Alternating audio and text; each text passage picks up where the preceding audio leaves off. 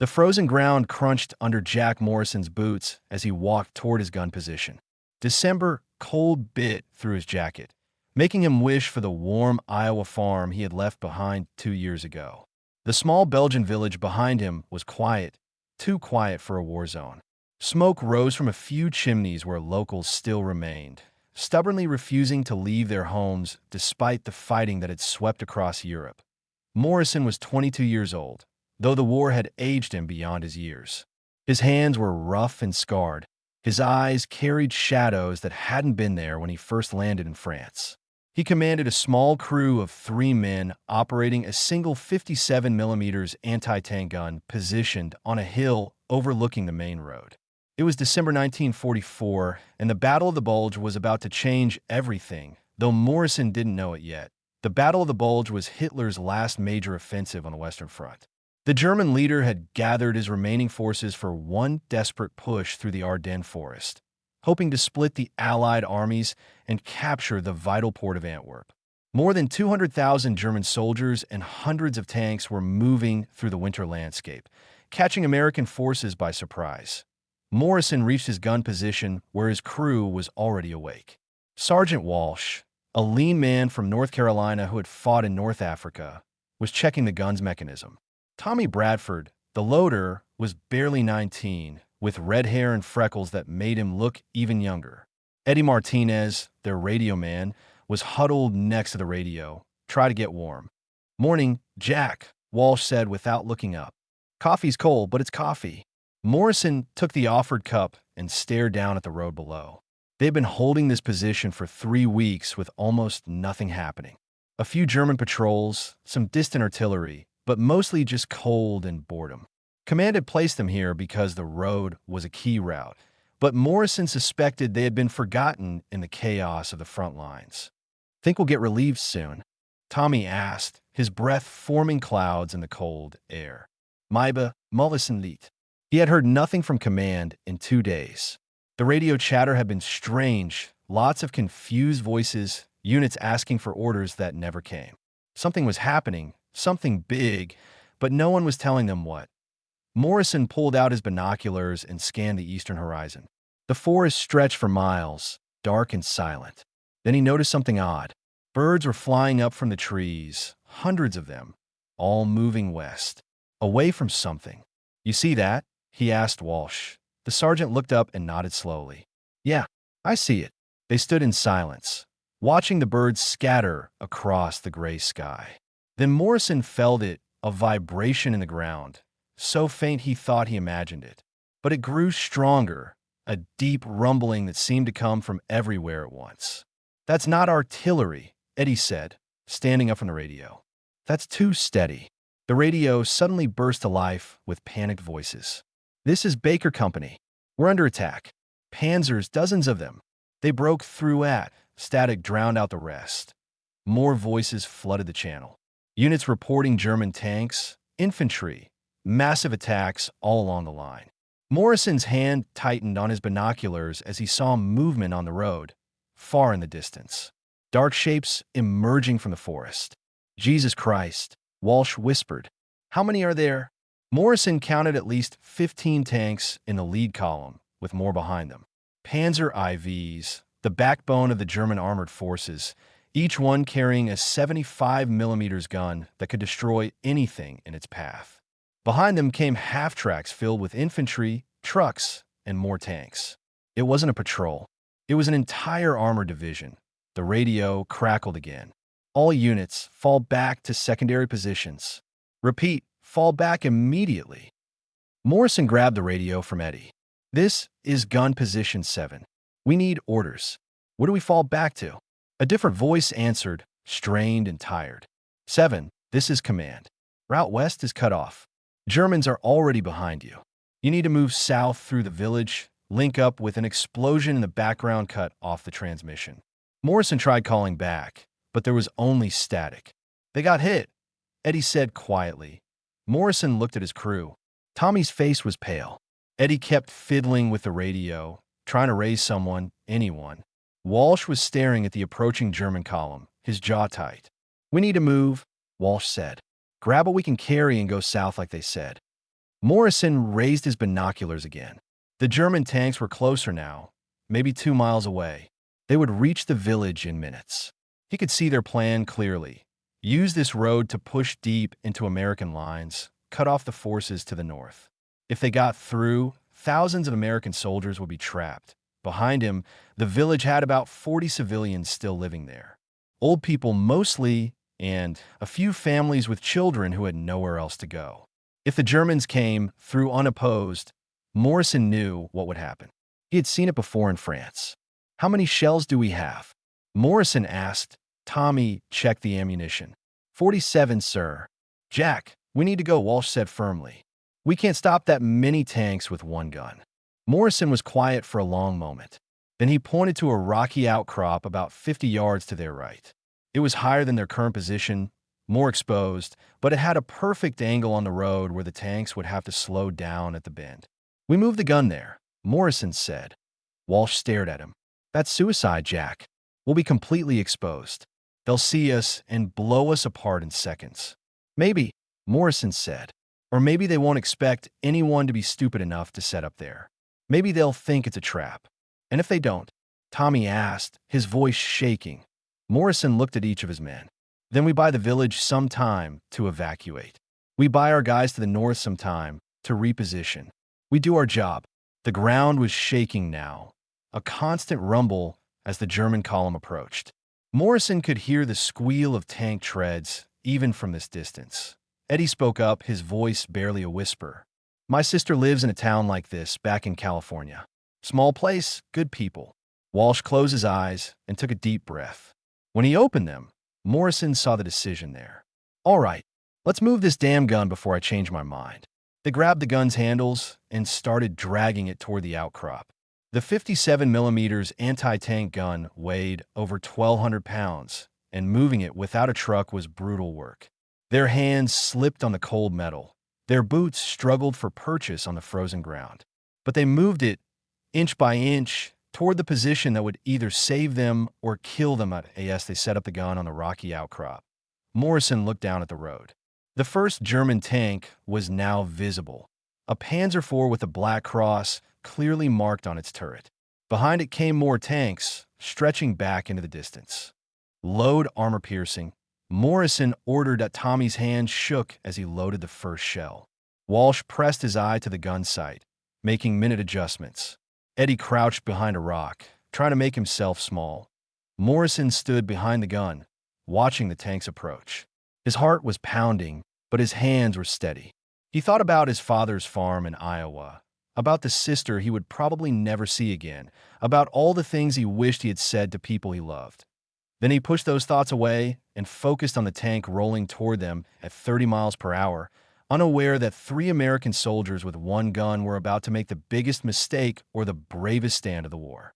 "Range 400 yards, Walsh called out. Morrison's finger moved to the trigger. "Fire!" The shell screamed through the cold December air and punched through the side armor of the lead Panzer IV. For a fraction of a second, nothing happened. Then the tank erupted in a ball of orange flame as the ammunition inside cooked off. The explosion was so violent that the turret flew 15 feet into the air before crashing back down onto the burning hull. German infantry scattered in every direction, diving into ditches and behind trees. The remaining tanks in the column immediately stopped, their commanders trying to understand where the shot had come from. This confusion was exactly what Morrison had counted on. "Load another round." Morrison shouted over the ringing in his ears that Tommy's hand was steadier now, the action of combat driving away his fear. He slammed another armor-piercing shell into the breach. Walsh was already adjusting the gun, tracking the second tank in line. The German Panzer IV was one of the most common tanks in Hitler's arsenal by late 1944. It weighed 25 tons and carried a crew of 5 men. Its 75mm gun could destroy most Allied tanks at range, and its frontal armor was thick enough to deflect many shots. But Morrison wasn't shooting at the front. He was hitting them from the side, where the armor was thinner, barely 50mm thick. At this angle, his 57mm gun could punch through. "Second target, range 350, Walsh called out. "Fire!" The second shell hit the Panzer just below the turret ring. Smoke poured from the hatches as the crew bailed out, their uniforms on fire. 2 down, and the Germans still hadn't located Morrison's position. "They're spreading out," Eddie said, peering around the rock. "Infantry moving into the woods." Morrison had expected this. The German commander was smart, deploying his infantry to find the American gun while keeping his tanks back. It was the right move, but it was also slow. Every second the Germans spent searching was another second the village could evacuate and Allied forces could reposition. Through his binoculars, Morrison watched the German soldiers move through the trees. They were good, well-trained, using proper spacing and cover. These weren't the green recruits he had faced in France. These were veterans, probably pulled from the Eastern Front where they had fought the Russians. "Third tank is trying to flank us," Walsh said, moving off the road into that field to the north. Morrison swung his binoculars and saw it. A Panzer IV leaving the road, trying to get around their position. But the field was muddy from recent rain, and the tank was moving slowly, its treads churning through the soft ground. "Take the shot," Morrison ordered. Walsh fired. The shell hit the tank's track assembly, shredding the metal links and bringing the vehicle to a halt. The turret began rotating, searching for them, but Morrison was already moving. "Smoke grenades now." Tommy pulled 3 smoke grenades from his pack and threw them in different directions around their position. Thick gray smoke began billowing up, obscuring their location. It was a trick Morrison had learned from a British officer in France. Make the enemy think you're moving even when you're not. The disabled Panzer fired blindly into the smoke, the 75mm shell passing overhead and exploding in the village behind them. Morrison heard screams and hoped the civilians were getting out. "They're calling in artillery," Eddie said, listening to the German radio chatter on a capture receiver. "They're going to plaster this whole hill." "How long?" Morrison asked. "Maybe 5 minutes." 5 minutes. In 5 minutes, German artillery would turn this hilltop into a moonscape. But in 5 minutes, Morrison could do a lot of damage. "Walsh, target that half-track with the radio antenna," Morrison said, pointing to a vehicle near the rear of the column.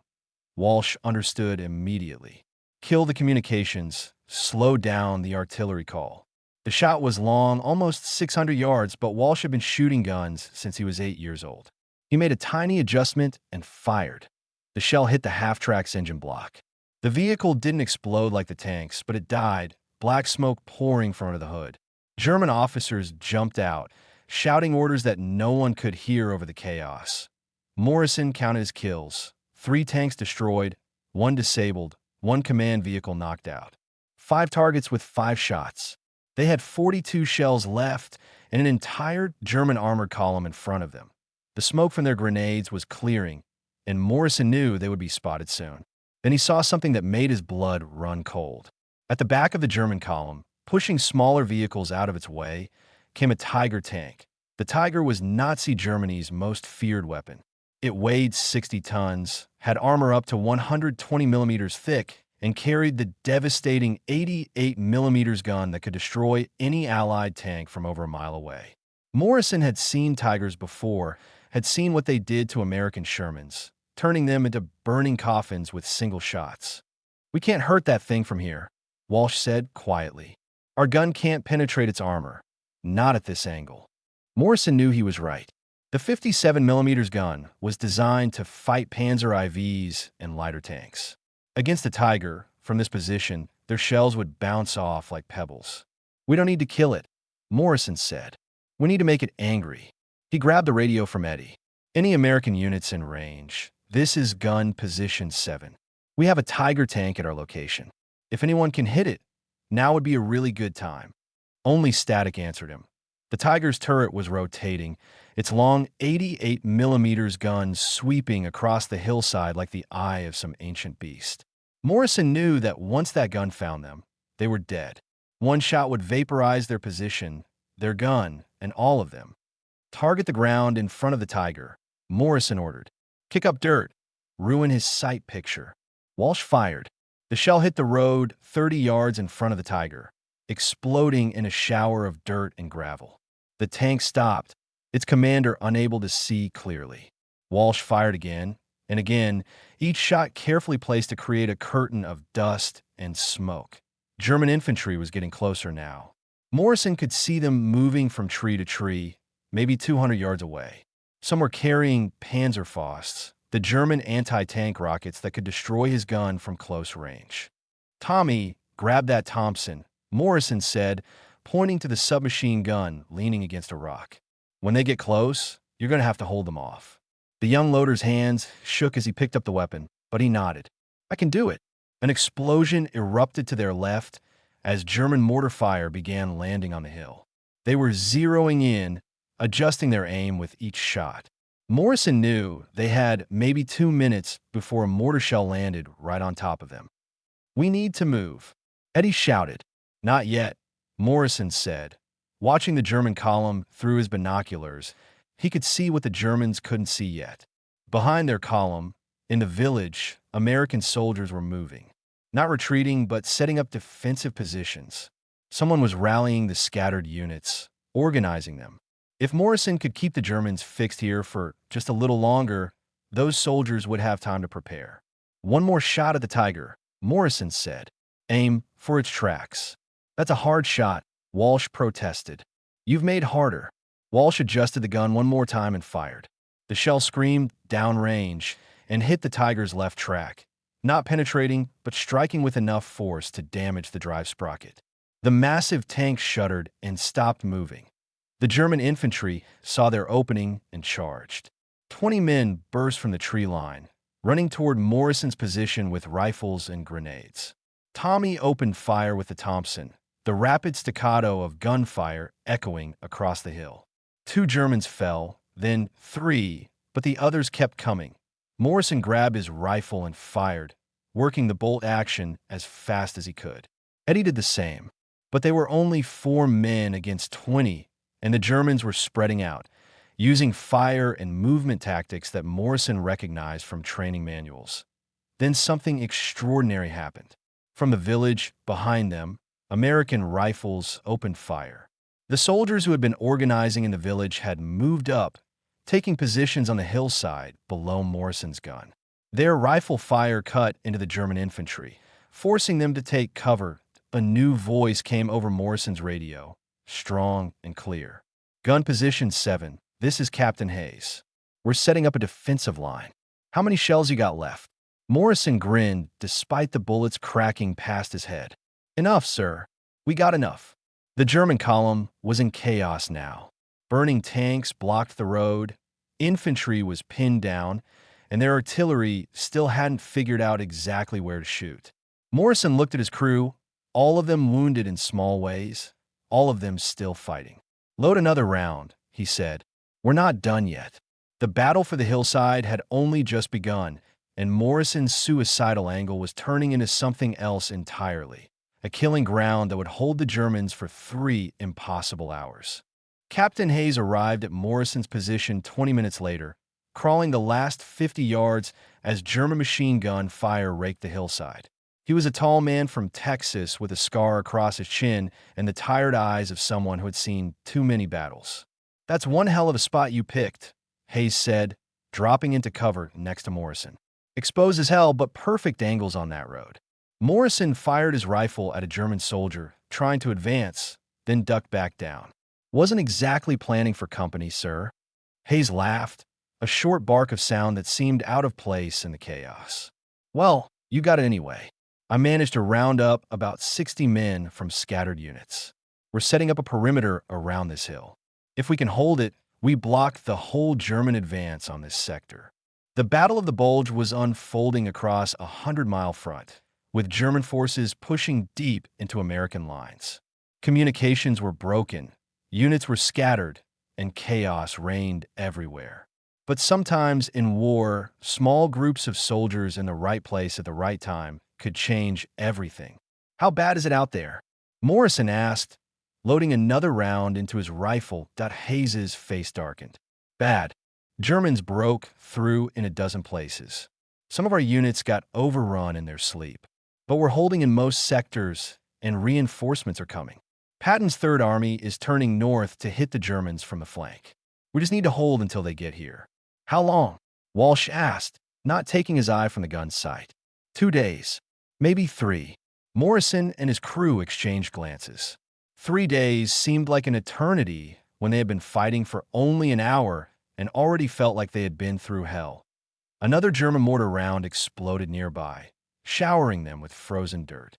Eddie, who had been quiet since the American soldiers arrived, suddenly shouted, "Incoming tanks!" 2 more Panzers moving up on the left. Morrison swung his binoculars and saw them. 2 Panzer IVs trying to flank around the disabled Tiger. They were moving slowly, cautiously, waiting for their infantry to clear the American riflemen. "Walsh, can you get an angle on them?" The sergeant studied the approaching tanks through his sight. "Maybe. It's tight, but I can try." "Do it." Walsh made careful adjustments to the gun's position, physically pushing the barrel a few inches to the left. Tommy loaded an armor-piercing round. The whole crew held their breath as Walsh lined up the shot. The first Panzer was moving behind a small barn, only its turret visible. Walsh waited, patient as death, until the tank emerged into the open. Then he fired. The shell hit the tank side armor just above the tracks. The Panzer lurched to a stop, smoke pouring from its engine compartment. The crew bailed out, running for cover as American riflemen opened fire. The second Panzer immediately retreated, backing up fast, its commander clearly deciding this attack wasn't worth the cost. Morrison had now stopped or destroyed 8 German tanks with a single gun. It was the kind of thing that would be written about in training manuals if anyone survived to write about it. Captain Hayes was on his radio, coordinating with the scattered American forces. "We've got units setting up roadblocks south of here," he told Morrison. "If we can hold this position, we trap the whole German column. They can't advance, and they can't easily retreat with all those burning tanks blocking the road." Morrison understood the bigger picture now. They weren't just defending a village. They were creating a cork in the bottle, stopping the German advance cold. Every minute they held was a minute for American forces to organize, to bring up reinforcements, to turn this surprise attack into a disaster for Hitler's armies. But holding cost lives. Morrison could see American soldiers falling under German fire. A medic was trying to reach a wounded man, crawling through the mud as bullets kicked up dirt around him. Tommy was firing his Thompson in short, controlled bursts, but his face was pale from blood loss where shrapnel had hit him earlier. "How many shells left?" Morrison asked. 28, Tommy answered, his voice tight with pain. 28 shells against an entire German armored column. Morrison did the math in his head and didn't like the answer. Then Eddie screamed. Morrison turned and saw the radio man clutching his chest, blood spreading across his uniform. A German sniper had found them, or maybe it was just a lucky shot, but Eddie was down and not moving. Hayes grabbed Eddie, pulling him behind better cover, but Morrison could see it was bad. The captain's hands moved quickly, trying to stop the bleeding, but there was too much blood, too fast. "Eddie, stay with me," Morrison said, dropping down next to his friend. Eddie's eyes were unfocused, staring at the gray sky above. He tried to say something, but only blood came out. Then he went still. Morrison had lost men before. In this war, death was everywhere, constant, almost boring in its frequency. But Eddie had been with him since basic training. They had survived North Africa, Sicily, France, and now Belgium. Eddie was supposed to make it home to his sister in California. "I'm sorry, Jack," Hayes said quietly. Morrison stood up, his face hard as stone. He walked back to the gun, where Walsh was already tracking another target. Tommy was reloading despite his wounded arm, his teeth clenched against the pain. "We're down to 3, Walsh said. 3 men and 1 gun. Then we make every shot count," Morrison replied. The afternoon wore on, and the battle settled into a brutal rhythm. The Germans would probe the American lines, trying to find a weakness. Morrison would pick off tanks whenever they showed themselves. American riflemen would repel German infantry attacks. Then there would be a lull while both sides caught their breath and prepared for the next round. Morrison learned to read the battle like a book. He could tell when the Germans were preparing an attack by the way their infantry moved. He could predict which tanks would try to advance based on their positioning. He became one with his gun, an extension of its metal and fury. During one lull, a German officer appeared under a white flag. Captain Hayes went down to meet him, and Morrison watched through his binoculars as they talked. The German was animated, gesturing toward the American lines. Hayes shook his head repeatedly, then walked back up the hill. "What did he want?" Morrison asked. "He wanted us to surrender," Hayes said with a grim smile. "Said we're surrounded, outnumbered, and continuing to fight is pointless. He promised we'd be treated according to the Geneva Convention." "What did you tell him?" "I told him to go to hell," Hayes said. "Politely, of course." Walsh laughed, a sound that was more bitter than amused.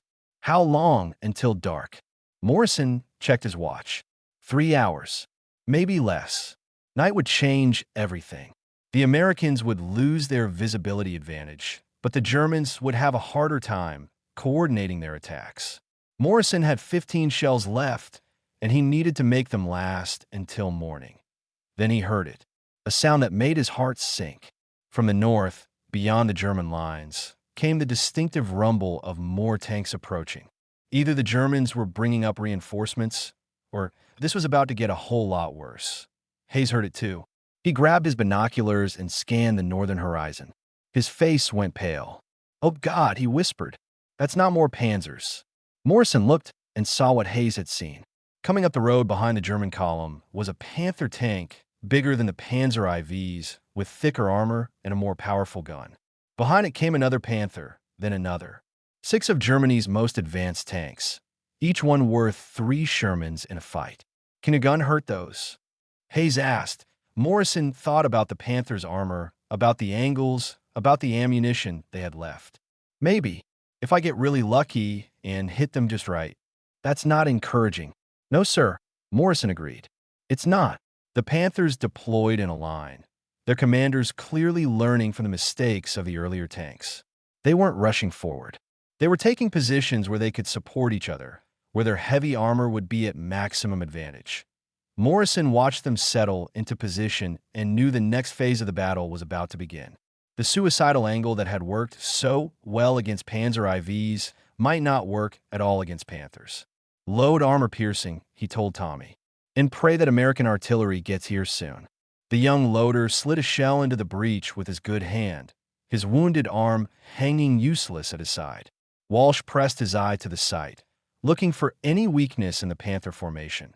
The sun was dropping toward the horizon, painting the battlefield in shades of red and gold. Morrison thought it looked beautiful and terrible at the same time, like war itself. Then the Panthers opened fire. The first Panther shell screamed overhead and exploded in the village behind them, the 75mm round tearing through a stone building like paper. The second shell hit the hillside below Morrison's position, throwing up a geyser of frozen earth. The Germans were finding their range, and when they did, Morrison's exposed position would be obliterated. "We need to move the gun," Tommy shouted over the explosions. "No time," Morrison said. "We move, they advance. We have hurt them now."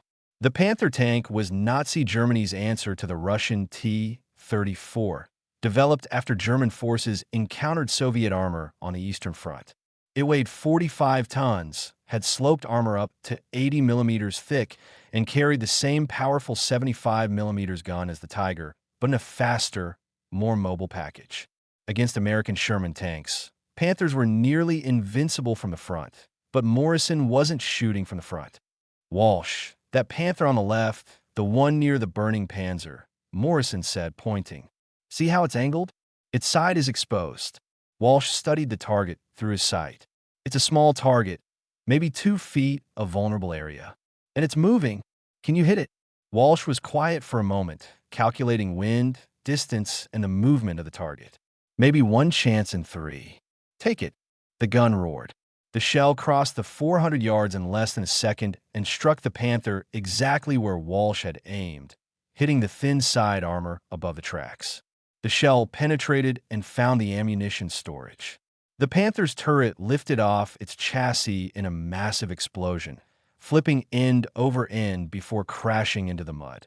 The remaining 5 Panthers immediately stopped moving, their commanders shocked that an American gun could hurt them. This hesitation was exactly what Morrison needed. Target right, the second Panther. Morrison called out. But before Walsh could fire, American artillery finally arrived. The first shells landed in the German rear positions, throwing up columns of smoke and fire. Then more shells came, walking forward toward the German lines in a steady barrage. Captain Hayes was on his radio, a huge grin on his face. "That's the 105s from the artillery battalion. They finally got our coordinates." The German advance shattered under the artillery fire. Infantry scattered, trucks burned, and the remaining Panthers began backing up, try to get out of the kill zone. But backing up meant exposing their thinner rear armor to Morrison's gun. "Target that Panther reversing," Morrison shouted. Rear shot. Walsh fired. The shell hit the Panther's engine compartment, and the tank began burning, thick black smoke pouring from its vents. The crew bailed out, running for the tree line as American rifles cracked at them. Morrison had now destroyed or disabled 10 German tanks. His impossible stand was working, but the cost was mounting. Around him, American soldiers lay wounded or dead. The hillside was cratered from explosions. Tommy could barely stand, his wounded arm infected and swollen. Then Walsh made a choking sound and collapsed. Morrison grabbed him and saw blood spreading across the sergeant's leg, just above the knee. A piece of shrapnel had cut deep into the artery. "Medic!" Morrison screamed. Captain Hayes was there instantly, pulling out a tourniquet and wrapping it tight around Walsh's leg. The sergeant's face was white with shock, but he was conscious. "How bad?" Walsh asked through gritted teeth. "You're done fighting today," Hayes said, "but you'll live." 2 soldiers carried Walsh down the hill toward the aid station. Morrison watched him go and felt something break inside him. Eddie was dead. Walsh was down. It was just him and Tommy now, and Tommy looked like he might pass out any second. "I can still load," Tommy said, reading Morrison's thoughts. "Just tell me what to do." Morrison looked at the battlefield. The German column was in chaos, but they weren't retreating. More infantry was moving up, and he could see German officers rallying their men for another assault. The massive Tiger tank was still there, its 88mm gun searching for targets. "How many shells?" Morrison asked. 12. Tommy answered. .12 shells. Morrison had started with 47, and now he was down to 12. The mathematics of war were brutal and simple. The artillery barrage ended as suddenly as it had started. American guns had only so many shells, and they were needed across the entire front. For a few minutes, there was relative quiet, just the sound of burning vehicles and distant small arms fire. Then Morrison heard a new sound, one that made his heart leap: aircraft engines. He looked up and saw them, for P-47 Thunderbolts diving out of the clouds, their wings bristling with rockets. The P-47 Thunderbolt was the workhorse of American air power in Europe.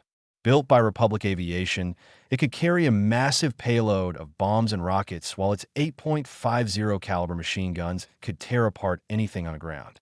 German soldiers called it the J-bows, and they feared it more than almost any other weapon.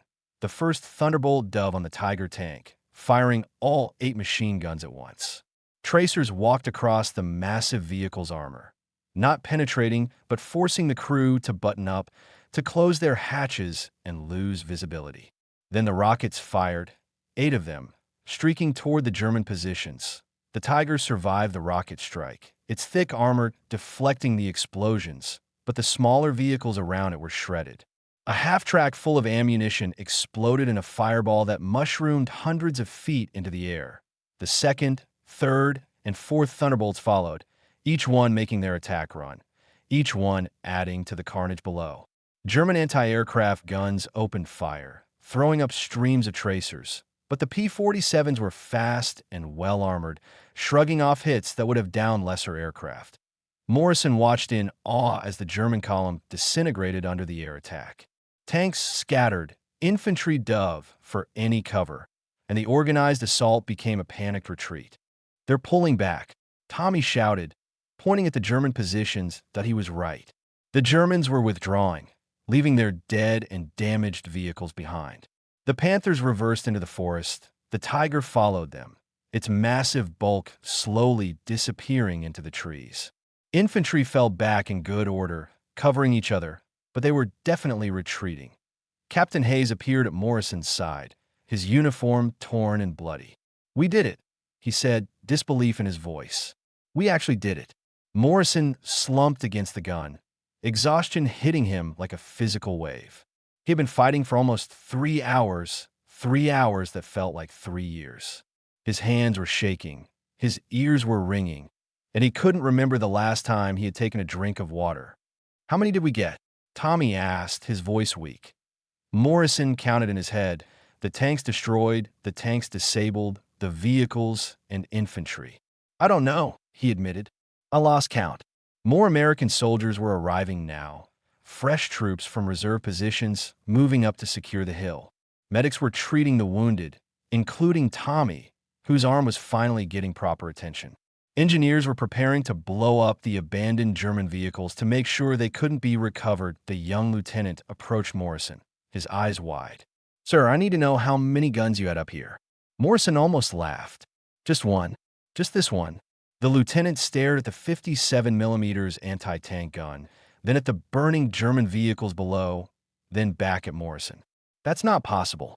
Command said there had to be at least a platoon of guns to cause this much damage." "Well, Command was wrong," Morrison said. "It was one gun and 4 men. Now it's one gun and 1 man standing." The lieutenant shook his head in amazement and walked away, talking rapidly into his radio. Captain Hayes sat down next to Morrison, pulling out a cigarette and offering one. Morrison took it, even though he didn't usually smoke. The tobacco was harsh and bitter, but it was something to do with his shaking hands. "You know what you did here, don't you?" Hayes said, blowing smoke into the cold air. "I did my job," Morrison replied. "You did more than that. That German column was supposed to break through here, cut off 3 divisions to the north. You stopped them cold.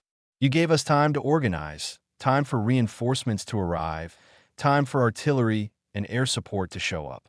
You might have saved thousands of lives today." Morrison thought about Eddie lying dead under a tarp.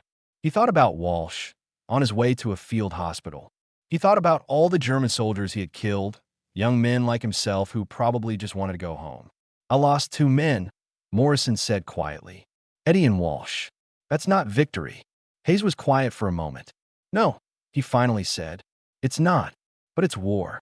And in war, sometimes the best you can do is make the other guy pay a higher price than you did." Night was falling now, turning the battlefield into shadows and shapes. Engineers were setting up floodlights, and guards were being posted. The immediate danger had passed, but the Battle of the Bulge would rage for weeks more across Belgium and Luxembourg. Morrison looked at his gun, the barrel still hot from firing, and felt a strange connection to the weapon that had saved his life and taken so many others. Then he looked at Tommy, who had finally passed out from exhaustion and pain, and at the men around him who had fought just as hard. "Get some rest," Hayes said, standing up. "We're bringing up another gun crew to take over this position. You've done enough for one day." Morrison wanted to argue, wanted to say he should stay with his gun, but his body betrayed him. He was too tired to stand, too tired to think, too tired to do anything but close his eyes. As he drifted towards sleep, he heard the distant rumble of more tanks. But these were American tanks, Shermans moving up to reinforce the line. The cavalry was finally arriving. Morrison's suicidal angle had held for 3 impossible hours, and now others would take up the fight. He had done his part, paid his price in blood and friends and pieces of his soul he would never get back. Tomorrow would bring new battles, new horrors, new impossible choices. But tonight, for a few brief hours, Morrison could rest. Morrison woke up in a field hospital 2 days later. The tent was filled with wounded men, the air thick with the smell of antiseptic and blood. A nurse was changing bandages on the soldier in the next bed, her hands gentle despite the horror of his wounds. "You're awake," she said when she noticed Morrison's eyes open. "How do you feel?" Morrison tried to sit up and immediately regretted it. Pain shot through his chest where he had cracked ribs he didn't remember getting. His hands were wrapped in bandages, and his ears still rang from the constant artillery and gunfire. "Where am I?" he asked, his voice rough. "Field hospital, 20 miles behind the lines. You've been asleep for 48 hours. The doctor said your body just shut down from exhaustion. Morrison's memories came flooding back. The battle, the tanks, Eddie dying in his arms, Walsh being carried away with his leg torn open. My crew, he said urgently. Tommy Bradford and Sergeant Walsh. Are they alive? The nurse checked a clipboard. Bradford is here, 2 tenths over. Infection in his arm, but he'll recover. Walsh. She paused, and Morrison's heart sank. Walsh is at the evacuation hospital. He made it through surgery, but he lost his leg below the knee. They're sending him home. Home. The word seemed strange, like something from another life. Morrison lay back on the cot and stared at the canvas ceiling of the tent. Walsh would live, but he would never walk the same way again. Tommy would keep his arm, but carry scars forever. And Eddie would never go home at all. A Captain Morrison didn't recognize appeared at the foot of his bed. He was older, with gray in his hair and the bearing of a professional soldier. Private Morrison, I'm Captain Richardson from Division Intelligence. I need to debrief you about what happened at Hill 317.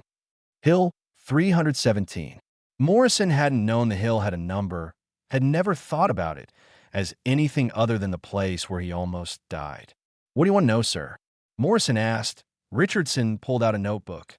Everything, from the moment you decided to move your gun to that exposed position, to when you finally stopped fighting.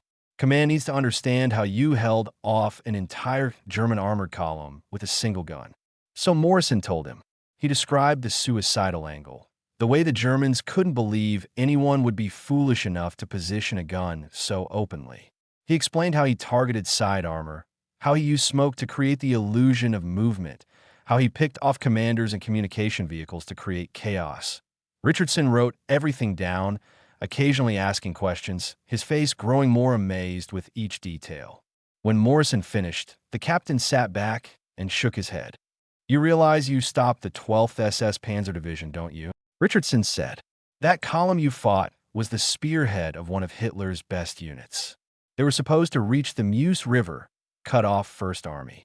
You delayed them long enough for us to bring up reinforcements and seal the breakthrough. Morrison felt nothing. No pride, no satisfaction. Just emptiness. Eddie Martinez died for that hill. Was it worth it? Richardson was quiet for a long moment. Thousands of American soldiers are alive today because of what you did. Probably tens of thousands when you count the civilians who would have been caught in the German advance. Was one man's life worth that? I don't know. But I know Martinez's death meant something. After Richardson left, Morrison lay in his cot and thought about Eddie, about Walsh, about all the faces of men he had killed. He had fired 41 shots from his gun that day. 41 shells, each one aimed by human hands, each one ending lives or destroying machines built to end lives. The war in Europe would continue for 5 more months. The Battle of the Bulge would rage for 6 weeks. The largest battle fought by American forces in World War II, involving 600,000 American soldiers and resulting in nearly 90,000 casualties. The Germans would lose over 100,000 men and most of their remaining tanks and equipment. Hitler's desperate gamble would fail, and the Third Reich would be pushed back toward its final destruction. But Morrison didn't know any of that as he lay in the hospital tent. He only knew that he was alive, and Eddie wasn't. And somehow he had to find a way to live with that point. 3 weeks later, Morrison stood in a tent with 24 other soldiers while a general he had never met pinned medals on their uniforms. Morrison received the Medal of Honor, America's highest military decoration, for his actions at Hill 317. Tommy received the Silver Star. Walsh, who was already on a ship heading home, was awarded the Bronze Star with Valor. The general gave a speech about heroism and sacrifice, about how these men represented the best of America. Morrison barely heard it. He was thinking about the 41 shells, about Eddie's last breath, about the German tank crews burning alive in their vehicles. When the ceremony ended, Morrison walked outside and found Tommy sitting on an ammunition crate, smoking a cigarette with his good hand. His other arm was in a sling, still healing from the infection that had almost killed him. You okay? Tommy asked. No, Morrison admitted. Are you? Tommy laughed, but there was no humor in it. I dream about it every night. The sound of the shells, the smell of burning tanks, Eddie bleeding out. I wake up thinking I'm still on that hill." They sat together in silence. Two young men who had seen too much, done too much, survived when they shouldn't have. Around them, the war continued, grinding men into the mud. But for Morrison and Tommy, the war would never really end. Morrison returned to combat 3 weeks later, rejoining his unit as they pushed into Germany. He fought through the Rhine crossing, through the Ruhr pocket, all the way to the Elbe River where American and Soviet forces finally met. He was a good soldier, careful and professional, but the reckless courage of Hill 317 never returned. He had used up all his bravery in 3 hours on a Belgian hillside. When the war ended in May 1945, Morrison went home to Iowa. He tried to farm like his father, tried to live a normal life, but the nightmares came every night. He would wake up sweating, seeing Eddie's face, hearing the scream of tank shells, feeling the recoil of the gun against his shoulder. He visited Walsh once a year, every December 16th, the anniversary of the battle. Walsh had learned to walk with a prosthetic leg and had married a nurse from the hospital. They never talked about Hill 317, but they didn't need to. The understanding was there in every silence, every shared look. Tommy wrote letters for a while, but they stopped after a few years. Morrison heard later that Tommy had died in a car accident in 1952, though others whispered it was suicide. Morrison didn't know which version was true, and it didn't really matter. Either way, the war had claimed another life. Years passed. Morrison got married, had children, worked his farm. He never talked about the war, never mentioned the medal that sat in a drawer somewhere.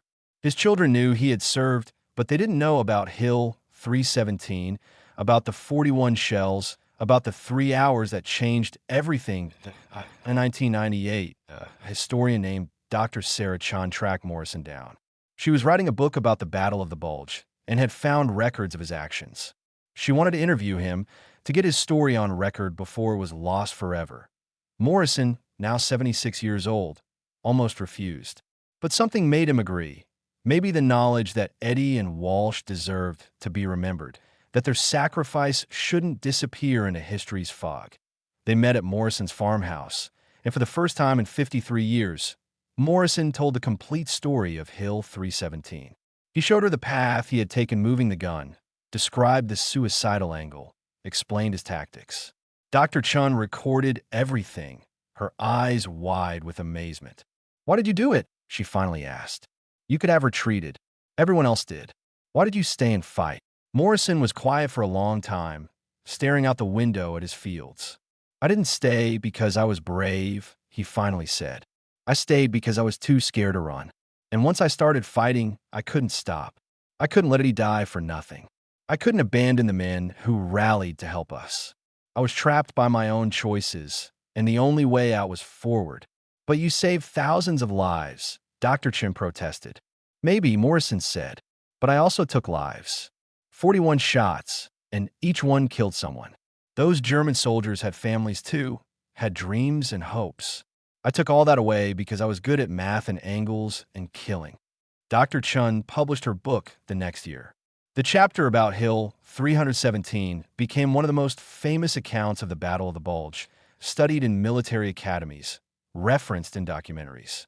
The suicidal angle became a term in tactical manuals, describing Morrison's unconventional positioning. Morrison read the chapter once and never looked at the book again. The words on the page made him sound like a hero, but he knew the truth. Heroes don't have nightmares 50 years later. Heroes don't wake up crying for friends who died before they had really lived. Morrison died in 2003 at age 81. His funeral was attended by military officials, historians, and veterans from across the country. They called him a hero, a legend, one of the greatest soldiers of World War II, but the words Morrison had requested for his gravestone were simple. Jack Morrison, 1922 to 2003. He did his duty. No mention of medals, of battles, of the 41 shells fired from a suicidal angle. Just duty, the cold, hard word that soldiers understand better than anyone else. Years later, the Belgian village Morrison had defended erected a memorial on Hill 317. The plaque bears 3 names: Private Jack Morrison, Private Eddie Martinez, and Sergeant Robert Walsh.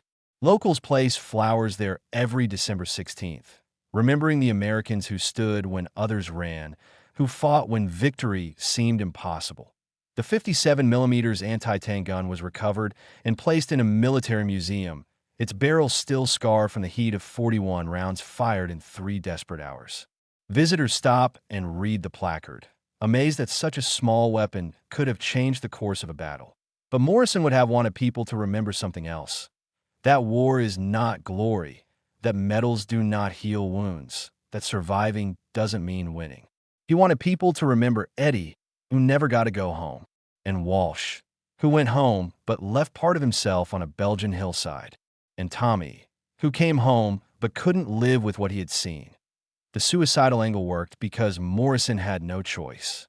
Sometimes in war, the only way to survive is to do something so impossible that the enemy can't believe anyone would try it. Morrison tried it, and it worked, and he paid the price for that success every day for the rest of his life. That's the truth behind the legend, the reality behind the heroism. And that's what Morrison would have wanted people to know.